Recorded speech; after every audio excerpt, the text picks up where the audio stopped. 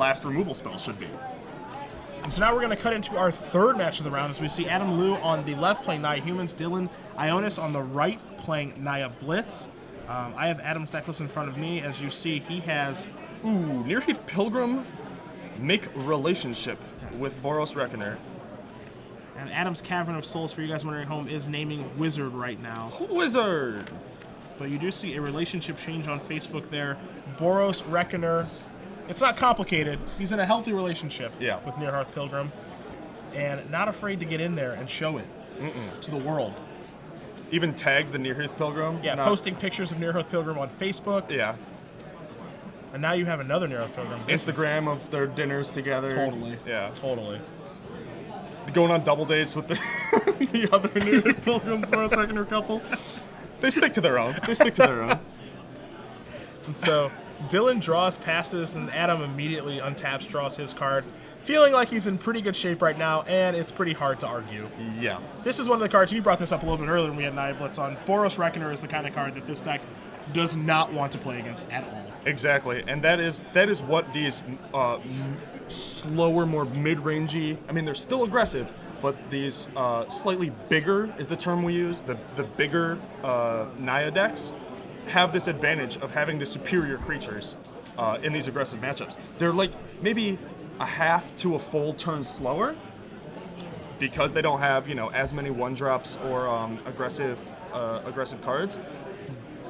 So you're sacrificing some percentage points against, you know, some of the control decks or what have you, but you are absolutely going to be favored in these matchups, and that's so important in this metagame. You're gonna have the bigger creature every time. Yeah.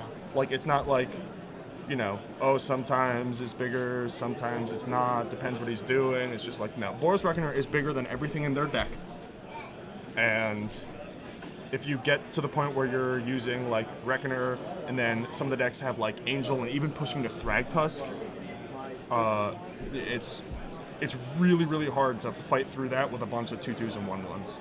And this is where things get really difficult for the Naya Blitz deck, not just for Dillon here, but Naya Blitz in general, is where, you know, he's behind right now.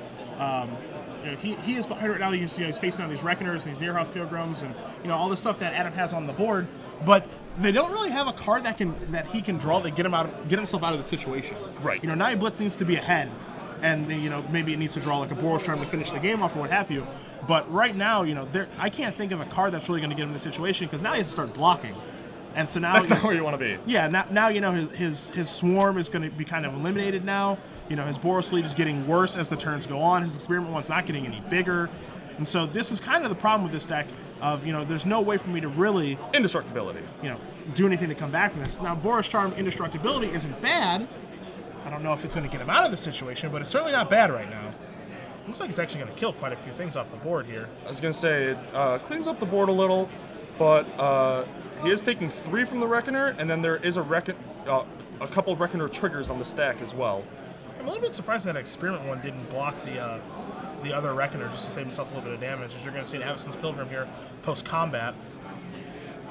Oh yeah, if you're going to indestructibility anyway, you might as well save a point. Dillon trying to put up a fight here against Boros Reckoner and crew. It looks like we might see an attack here, and we are going to see an attack here from the guys. Problem here for him is that Adam is at 28. 28 is a high life total. That's a big number. That's a real big number. So, you know, he's trying to force Adam into a bad block here, but Adam is assessing things correctly here. As you guys probably are familiar at home, Adam did win SCG Indy with this exact same deck list. So he is very familiar with the Naya Humans deck, and you do see Dillon extends the hand. Adam wins again. Looks like he can't stop winning with Naya Humans. Well, I actually